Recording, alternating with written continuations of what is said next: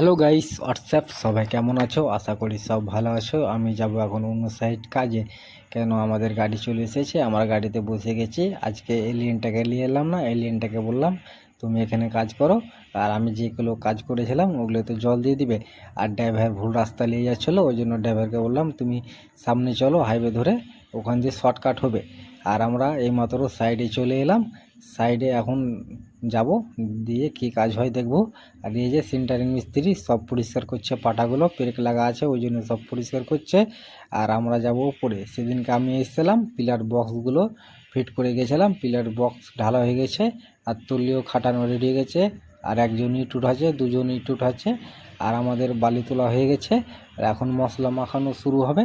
এই আমাদের মশলা মাখানো শুরু হয়ে গেছে, আমাদের ভাড়া রেডি হয়ে গেছে। আর এখন আমরা কাজে লেগে পড়ব। আর সেন্টারিং মিস্ত্রিরা ওদিকে সেন্টারিং করছে, আমাদের মশলা মাখানো রেডি হয়ে গেছে, তাই আমরা জল দিচ্ছি।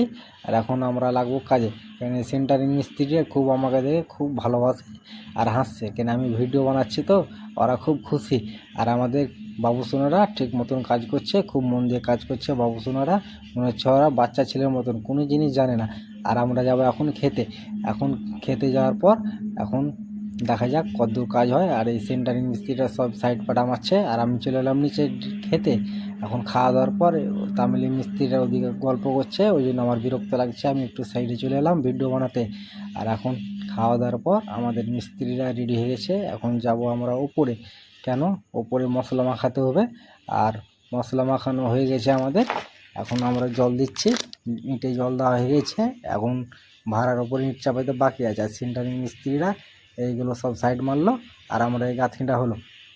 কালকে ওরা সেন্টারিং করবে সিঁড়িটা, তাই জন্য বললো আমাদেরকে গাঁথনিটা করে দিতে। আর আমরা চলে যাব ডাইরেক্ট রুম। আমাদের গাড়ি চলে এসেছে, দেখো ভাইরা কত বড় গাড়ি।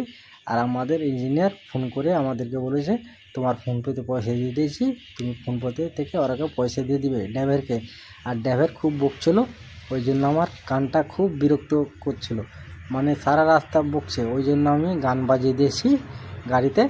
ড্রাইভার বলছে ঠিক আছে তুমি গান শোনো, আর আমরা গল্প করছি। গল্প করতে করতে করতে করতে ওরা খুব খেসতে গেছে, ওরাও গান শুনতে লেগেছে। লং রুটের রাস্তা তো, ওই জন্য একটু টাইম লাগে যেতে। আর আমরা হাইওয়ে ধরে চলে এলাম আমাদের ডাইরেক্ট রুম, কেন আমাদের হাইওয়ের ধারি রুম। আর আমরা এখন রুমে চলে এলাম। রুমে এসে দেখি আমাদের এলিয়েনটা কী করছে। এলিয়েনটাকে অনেকক্ষণ ধরে তো দেখিনি, ওই জন্য মন খারাপ করছে। এলিয়েন আমাদের জন্য খাবার এনেছে। এই তো এলিয়েন, এলিয়েন দেখে আমাকে খুব হাসছে। এলিয়েন বলছে তোমরা কোথায় গেছিলে? আজকে ছেলে না তো আমাদের ভালো লাগছিল না। আজকে ওনার দিয়ে গেছে খিচুড়ি আর মাংস। আজকে খিচুড়ি আর মাংস আমরা খাবো।